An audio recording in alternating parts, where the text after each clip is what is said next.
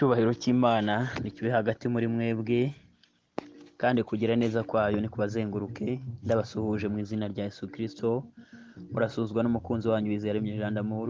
Dushima Imana kandi twongeye umunsi wo kubaho mu buzima bw'iminsi yacu tumara kuri ino si. Dushimiye ko tugiriye icyizere ikaba itwongereye umunsi. Hari benshi babyifuje ariko ntabwo byabakundiye.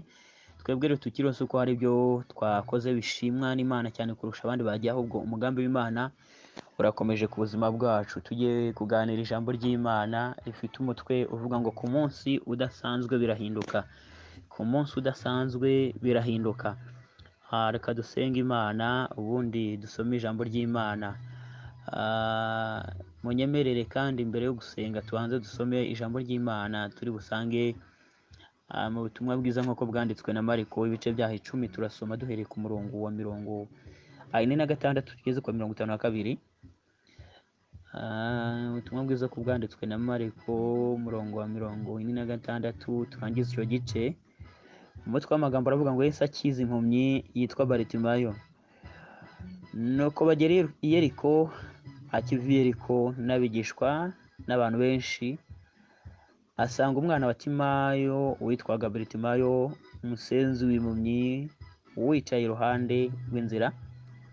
Yumvise ko Yesu w'i Nazareti ari uje, ahera ko arataka cyane ati, Yesu mwene Dawidi mbabarira. Abantu benshi baramucyaha ngo ahore, ariko arushaho gutaka ati, mwene Dawidi mbabarira. Yesu arahagarara aramubwira ati, nimumuhamagare. Bahamagara impumyi barayibwira bati, humura, haguruka.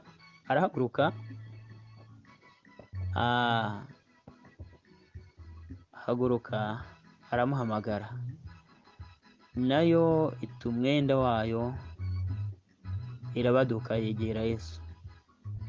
Yesu arayibaza ati, urashaka ko nkugirira nte? Iyo mpumyi iramusubiza iti, mwigisha, ndashaka gukira. Yesu arayibwira ati, igendere, kwizera kwawe kuragukijije. Uwo mwanya arahaguruka amukurikira mu nzira. Imana nishimwe cyane. Data, mu izina rya Yesu Kristo turagushimye, turaguhimbaje kubw'amagambo meza wandikishije ijambo ryawe kugira ngo uganire natwe mu ijambo ryawe, kandi kugira ngo Data mwiza icyo wagambiriye gisohozwe kinyuze mu ijambo ryawe. None kuko utwemereye umwanya nk'uyu nguyu, ukaba ushimye ko ijambo ryawe turiganiraho, manura umwuka wera kugira ngo dusobanurire icyo washatse kuganira n'imitima yacu, kugira ngo ijambo ryawe ritubere ingabo idukingira, ritubere ingabo idukomeza. Ijambo ryawe rirarema, ijambo ryawe rikuraho ibyari imisozi rikabihindura amataba. Ijambo ryawe byari byananiranye ribigira ibishoboka, ahatari hari ibisubizo tubibonera mu ijambo ryawe. Ijambo ryawe niryo ryaturemye, ijambo ryawe niryo ryaremye isi. Reka twumve ijambo ryawe kandi tugendere mu ijambo ryawe, dukorere mu ijambo ryawe, duture mu ijambo ryawe.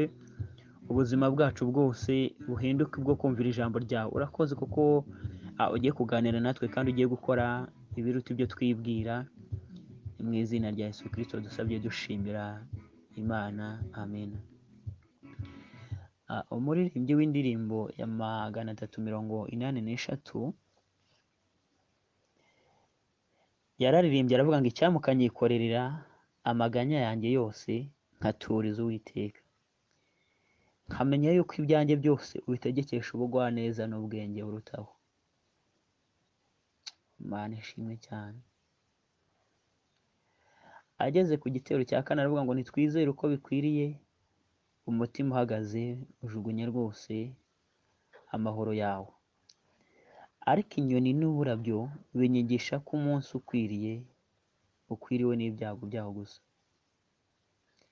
Aravuga ngo mpe kumenya ibyo nigishwa n'uburabyo n'inyoni mukiza, nkwishingikirizeho, ngeze aho ushaka mushorera, nuko menye nkiri mu makuba amahoro adashira.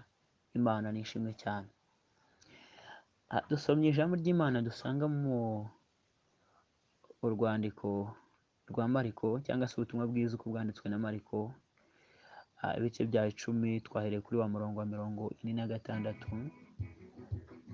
Tuhasanga inkuru ngo y'impumyi yari imaze igihe kinini cyane yiyicariye ahangaha, muri zino nzira z'i Yeriko niho yiberaga, yirirwa asabiriza ku muhanda, abantu baramurambiwe baramwinubye, ariko aza guhura n'umunsi udasanzwe. Imana nishimwe cyane. Aza guhura n'umunsi udasanzwe ngo ubwo Yesu yarahanyuze ngo akigera i Yeriko n'abigishwa be ngo ndetse n'abandi bantu benshi cyane, ngo yumva yuko ngo hari yumva inkuru yuko Yesu w'i Nazareti ari uje. Imana nishimwe. Uyu munsi turi gusaba kugira ngo twumve amakuru meza y'umurwa. Igihe kinini twazengurukiye umusozi, igihe kinini abantu batwinubiye, igihe kinini twahuriye n'ibibazo. Uyu munsi twumve inkuru nziza, kandi inkuru nziza twayumvishe ni ijambo ry'Imana ririmo ubutabazi, riri kutubwira ngo ku munsi udasanzwe birahinduka. Umunsi udasanzwe niwo twahuye na Kristo, umunsi udasanzwe niwo duhura n'imbaraga z'Imana. Uyu munsi ndakwifurije umunsi wa none. Ngo arataka cyane ati, Yesu mwene Dawidi mbabarira. Ngo abantu benshi baramucyaha ati ceceka, baramucyaha ngo baramucecekesha, ariko ngo arushaho. Imana nishimwe cyane. Nakubwira ngo waba warasenze, waba waragiye ukoresha uburyo butandukanye bwo gusenga, abantu barakwinuba, mbese abantu babona yuko usenga amasengesho adasubizwa, cyangwa se babona yuko usenga amasengesho adahinduka, atagira ibyo ahindura. Ariko uyu munsi uhure n'umunsi udasanzwe, wumve amakuru adasanzwe, hagira amakuru y'umurwa kugeraho, umenye yuko Yesu w'i Nazareti yakugendereye. Uyu munsi uhawe uburenganzira bwo gusaba, kandi usabe neza. Uyu yagize gusaba neza, arasaba ngo Yesu mwene Dawidi mbabarira. Abanza gusaba imbabazi kuko yabonaga yuko yari amaze kumenya yuko uje ni umwami. Icyo ni icya mbere. Ikindi cya kabiri, yabonaga yuko adashobora gushyikira ubwiza bwiwe. Ikindi cya gatatu, ntago umuntu wari ufite ubuziranenge cyangwa se umugaye, ntabwo yabaga yemerewe kwegera mu iteraniro ry'Abisirayeli cyangwa se ry'abantu benshi, ntabwo yabaga byemerewe. Abangaba niyo mpamvu ugenda ugasanga kenshi n'impumyi zabaga ziri hanze, cyangwa se nuko abari mugongo bari mu mihango ntabwo bageraga mu iteraniro, n'abandi babaga bafite indi miziro nk'uko imigenzo y'Abisirayeli yari iri. Ariko amenya yuko haje umuntu udasanzwe, noneho asaba kugira ngo mu bihe bidasanzwe ahure n'amahirwe adasanzwe. Arabanza asaba imbabazi. Imana nishimwe cyane. Ujye umenya gusaba ku munsi wagenderiwemo, umunsi udasanzwe. Ujye umenya uburyo usaba, ujye umenya uburyo ubana n'Imana yawe. Imana nishimwe cyane. Ngo aya magambo yanejeje, ngo yaratatse cyane, arataka cyane, bitandukanye n'uko yajyaga ataka. Hari abo yari asanzwe atakira batari barageze icyo bamuha, ndetse n'abari bamuhaye rimwe ntabwo bamuhaga kabiri kuko baramwinubaga. Niyo mpamvu yatatse baramucecekesha, kuko byari bimaze kuba akamenyero muri bo. Yari inkuru ishaje muri bo, yari inkuru ishaje, ariko bo ntabwo bari bazi password afite uwo munsi, yuko yahuye n'umunsi udasanzwe. Mu gusenga kwawe, mu buzima bwawe, ujye ugira umubare w'ibanga uwigendanira, ucecekere. Uyu nguyu yari yibitsemo ikintu bita kwizera muri we. Aravuga ati, njye namenye yuko nahuye n'umunsi udasanzwe, none rero ngiye gutaka cyane, kandi ndataka na kwizera. Ikindi ataka na guca bugufi, arabanza asaba Imana imbabazi. Arayibwira ati, Yesu mwene Dawidi mbabarira. Imana nishimwe cyane. Tujye tumenya uburyo dusaba kandi dusenga. Mbere ya byose, guhura n'umwami udasanzwe, tugomba guca bugufi imbere y'ubwiza bwiwe, tukabanza tugasaba imbabazi, tukabanza tukamenya yuko twahuye n'amahirwe adasanzwe. Arabanza asaba imbabazi, aravuga ati, Yesu mwene Dawidi mbabarira, mbabarira. Ahura n'umunsi udasanzwe, aca bugufi mu buryo bw'umubiri, aca bugufi mu buryo bw'umutima. Aravuga ati, Yesu banza unyeze kandi untunganye, kuko njye ntabasha gushyikira ubwiza bwawe. Ryari ibanga afite muri we. Irindi banga rya kabiri yari afite muri we, ryari ibanga ryitwa kwizera. Mu minsi ishize, umugore wari umaze imyaka 12 mugongo yahuye n'amahirwe adasanzwe. Ngo ijambo ry'Imana yatubwira ngo abapfumu bari baramuriye ibyiwe, barabimumazeho, ntaho atari yarageze yivuza. Yababazwa cyane n'umubiri, ngo ababazwa cyane n'abavuzi. Ariko umunsi udasanzwe, ngo Yesu aza kunyura ahantu muri ako gace, aravuga ati, nahuye n'umunsi udasanzwe. Kandi nawe yari afite cya kibazo cy'uko adashobora kujya mu iteraniro ry'abantu benshi. Aravuga ati, rero kuko uyu munsi udasanzwe kandi aya ngaya ari amahirwe adasanzwe, ndagenda byanze bikunze. Ngo yambara imyenda miremire yipfuka mu maso, ngo aragenda anyura mu bantu benshi cyane, arabyigana. Ariko yari afite ikintu bita kwizera. Nshuti we ni data, naje gusanga kwizera ari password ifungura imigisha yacu, ari password izana ibisubizo byacu. Azamura kwizera, ngo aragenda arabyigana, akora kuri Yesu. Mu bantu benshi cyane bari bamuriho, amukoraho. Ndagira ngo nkwibutse ko abantu bose bakoze kuri Yesu Kristo ntabwo babashije gukira, nta nubwo babashije kwakira ibisubizo byabo, ariko we yamugezeho, akimukora ahita afungura password yita kwizera. Imana nishimwe cyane. uwo munsi ngo Yesu w'i Nazareti ahita ahagarara aravuga ngo ninde unkozeho, kandi mu bantu bari baraho bose bagendaga bamukoraho kuko bari bazi ko afite ubutware n'ubushobozi muri we, ariko aravuga ngo ninde unkozeho. Naho password yari yafungutse, Imana nishimwe cyane. Uyu mugore yari umubare w'ibanga yari yamufunguriyeho, akimukoraho Yesu yumva ibintu birahindutse, yumva amakuru mbese yafashwe, yumva nawe aratatswe muri we, aravuga ngo ninde unkozeho. Uyu mugore nawe ngaraza amwikubita imbere, aramubwira ngo kwizera kwawe kuragukijije. Imana nishimwe cyane. Ayiwe, nshimiye Imana kuko ku munsi udasanzwe ibintu birahinduka. Nyamara uyu mugore mu by'ukuri abapfumu bari baramumazeho ibyiwe, ngo yabazwaga mbese imyaka 12 mu kigeragezo, nawe urabyumva. Ibintu byari byaramushizeho, yari yaratuje, ariko yari abekeye umunsi udasanzwe. Ndagira ngo nkubwire ngo umunsi udasanzwe ni umunsi udasanzwe nyine, ni special day, ni ibintu biba mbese bitari bisanzwe bibaho, ni amahirwe adasanzwe. Ndagira ngo nkubwire ngo uyu munsi udasanzwe bisaba kuba maso, kandi ukamenya icyo ugomba gukora, ukamenya position ugomba guhagararamo. Imana nishimwe cyane. Dushimiye Imana kuko igitanga amahirwe adasanzwe, kandi ku munsi udasanzwe igahindura ibintu. Umuririmbyi yaririmbye aravuga ngo nabuzwa n'iki kuyisaba, nkajya nyikoreza ayo maganya yanjye yose, ngo ngahumurizwa no kumenya yuko data ugaburira inyoni, nanjye azanyumvira. Imana nishimwe, sema haleluya. Ndashimiye Imana kuko ku munsi udasanzwe, uyu munsi udasanzwe ugomba kumenya uburyo usaba, kandi ukamenya n'uwo usaba. Imana nishimwe cyane. Ukamenya kandi password yo kugira ngo uhabwe mu gihe urimo gusabwa, ni ukwizera, nta kindi.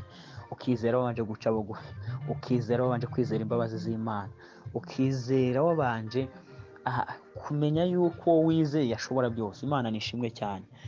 Nkwifurije guhura n'umunsi udasanzwe, nkwifurije guhura n'imbaraga z'Imana, kandi nkwifurije kugira ngo ntucike intege mu rugendo wari urimo. Ntabwo nzi ikibazo wari ufite, ntabwo nzi umusozi umaze iminsi uzenguruka, ntabwo nzi mbese aho wari uri n'ibibazo wari ufite, ariko umenye ngo guhura n'umunsi udasanzwe nibyo bikugezeho. Kandi Imana ivuganye nawe mu ijambo ryayo ko wagenderewe kandi wahuye n'umunsi udasanzwe. Umenye uburyo ugomba gusaba Imana, ubanze uce bugufi mu mutima wawe, ubanze wihane ubwibone n'ibindi byaha byose, ubanze urebe ibyatuma utabasha gushyikira ubwiza bw'Imana, byose ubikureho, ubundi uhure n'umunsi udasanzwe. Kandi ndagira ngo nkubwire ngo ibyo wabonaga wari umaze kumenyera, ibyo wabonaga byari byarabaye akamenyero, ibyo ngibyo uyu munsi udasanzwe wahuye nawo, Imana irabishyiraho iherezo. Ndagira ngo nkubwire ngo uyu muntu Yesu akimara kumubwira ngo nahaguruke, ndashimiye Imana, akimara kuvuga ngo ni mumuhamagare, yarahagurutse. Yesu yarahagaze ngo aramuhamagara, ngo abantu bamubwiraga ngo nacecike areke gusakuza, nibo bahagarutse kandi baramubwira ngo humura, ngo araguhamagara. Umunsi udasanzwe ni umunsi udasanzwe. Aho wari waraburiye inshuti zirongera zikagaruka, aho wari waraburiye ibyiringiro birongera bikaboneka. Abagukobaga nibo bagufasha gushima, baramubwira ngo humura koko araguhamagaye. Imana nishimwe cyane. Kandi bibagirwa ko kuguhamagarwa kwavuye mu gutaka, kwa kundi bamubuzaga ngo nareke gutaka, ariko baramubwira ngo humura. Iri humure mbese riturutse hehe? Iri humure nta wundi rukundo rurimo, ahubwo bamaze gusobanukirwa yuko uwatatse atatakiye ubusa, yahuye n'umunsi udasanzwe, kandi ahuye n'ufite ubutware n'ubushobozi. Ngo humura araguhamagaye. Undi nawe ngo arahaguruka tumwitero wiwe. Bishatse kuvuga ngo aramukurikira mu nzira, bishatse kuvuga ngo nyuma yo gutabarwa kwacu, nyuma yo guhura no kuboko kw'Imana, nyuma yo kugendererwa n'Imana, nyuma y'uko ibibazo twari dufite tugize ubuntu bigasubizwa, nyuma y'uko ubushomeri bukuweho tukabona akazi, ntabwo tureka Imana, ahubwo turayikurikira. Imana nishimwe cyane. Aya ni amagambo akomeye cyane. Ngo yataye umwitero wiwe aramukurikira, kandi yaramukurikiye amaze kumukiza. Kuki atavuze ati maze gukira none reka mpite nigira mu rugo nanjye nirukanka njye kureba ababyeyi n'abavandimwe? Ahubwo ngo yahise amukurikira mu nzira. Imana nishimwe cyane. Bishatse kuvuga ngo ibisubizo iyo tubihawe ntabwo ari cyo gihe cyo kureka Imana, ahubwo nicyo gihe cyo kuyikurikira tukarushaho kuyikorera. Imana nishimwe cyane. Imana nibaha umugisha, ubwiza bw'Imana bugendane namwe, icyubahiro cy'Imana kibagote, muhure n'umunsi udasanzwe, kandi musabe neza ku munsi udasanzwe. Imbaraga zishobora byose zibagote cyane, kuko ari Imana igira neza. Imana nishimwe cyane. Ndabakunda cyane. Icyubahiro cy'Imana nikiganze, kandi uyu munsi utambire Imana igitambo cy'ishimwe kuko ivuganye nawe mu izina rya Yesu. Amen. Mana we uracyakora, Mana we uracyakora, Mana we uracyakora.